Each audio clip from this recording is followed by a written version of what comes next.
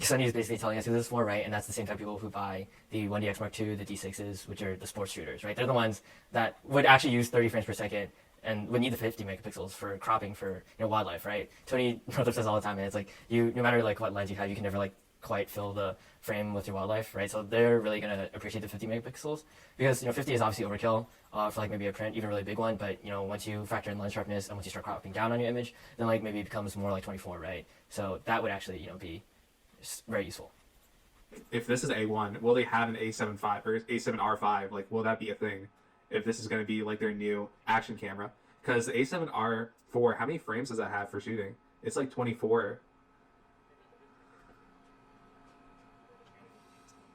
Okay, 10 frames.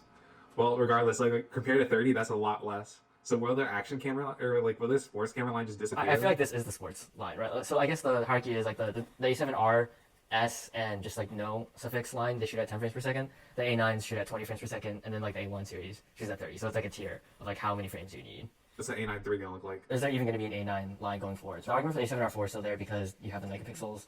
The A9 is kind of like this in between where you get more speed, but you also have to sacrifice resolution. These buffer sizes haven't really changed between camera models, but because you're shooting at 30 frames instead of like 10 or 20, you run out of buffer a lot faster. Yeah, you shoot for less time. You get those 30 frames, but you got to be very judicious about the 30 frames that you pick, right? Because you might run out of buffer, and if you're using SD card or something that just buffers slowly, you've got to wait for it to clear.